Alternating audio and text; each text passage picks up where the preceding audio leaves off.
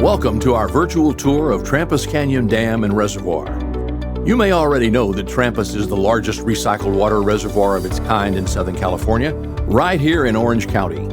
This operation is the product of many years of planning and construction, in which an aging reservoir once used in sand mining operations was transformed into a modern-day recycled water repository.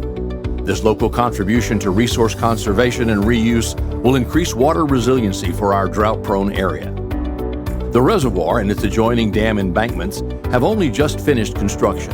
In fact, October 9, 2020 marks the first day that recycled water will flow into the reservoir, but we wanted to offer a view of the reservoir while it's still empty to give you a better perspective on its inner workings and infrastructure. Join us for this behind-the-scenes tour as we explore the Santa Margarita Water District's newest investment in a reliable water supply right here in Trampas Canyon. The reservoir features 3 dams, but the first stop on our tour is at the main dam, which rises 216 feet high from the reservoir valley floor. That's about as tall as a 20-story building, as high as the 2 towers at South Coast Plaza in Costa Mesa. Of course, the dam isn't made of steel, concrete, and glass. It's made of sand, gravel, crushed rock, and dirt.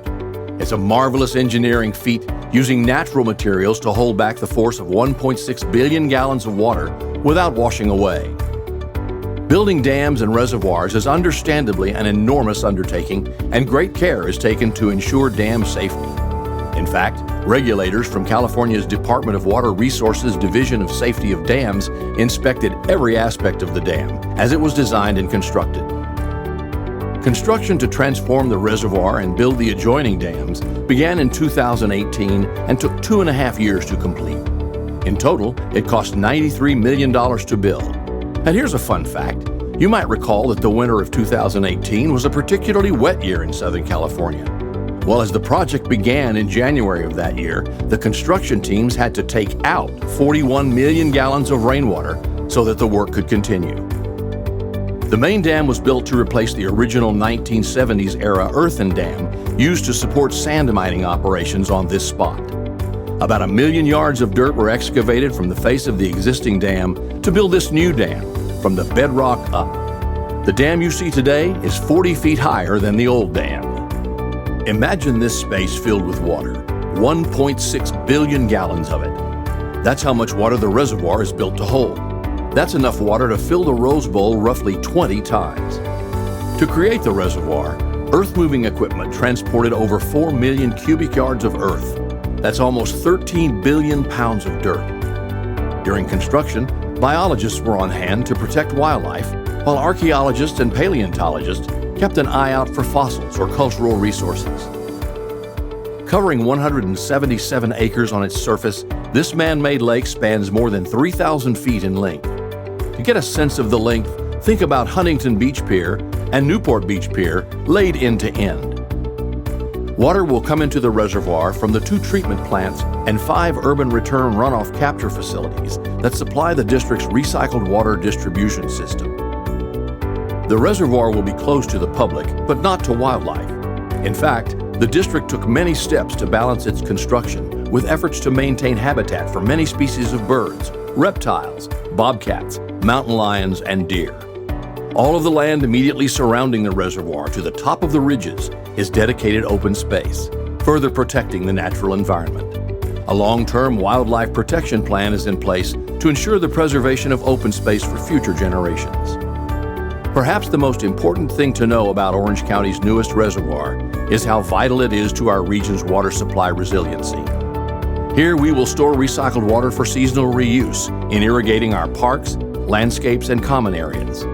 One day, this same resource may even expand the region's drinking water supply. Next, let's visit the boat ramp, located at the East Saddle Dam.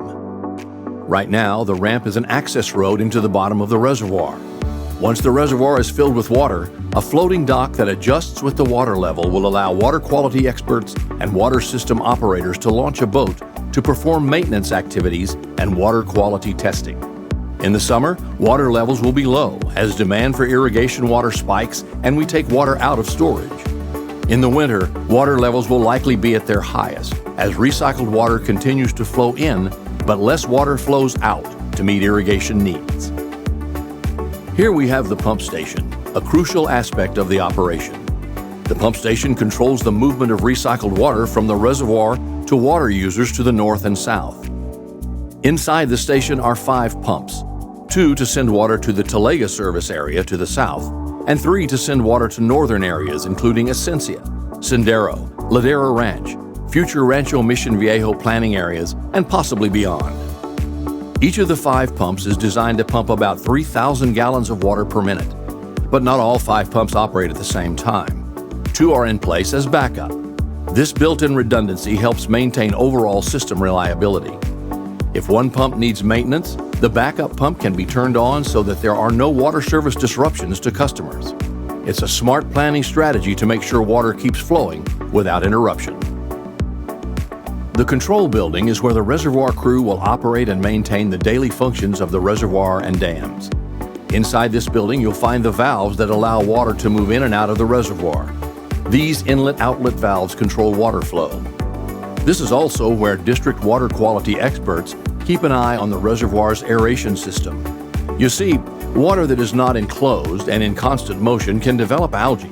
The aeration system allows us to manage the water quality and help control unwanted algae. That helps prevent odors in the water. Just on the other side of the dam, you'll find the reservoir's deepest point, which will be about 80 feet below the top of the dam. If you're a scuba diver, you'll know that's quite a deep dive. The completed facilities will require about 2 full-time operators. The overall project contributed to the creation of jobs for the community, too.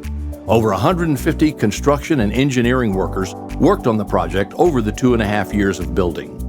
This doesn't include the numerous people who worked for the suppliers who have provided materials and equipment needed to construct this project. The last stop on our tour is an important element of Trampas.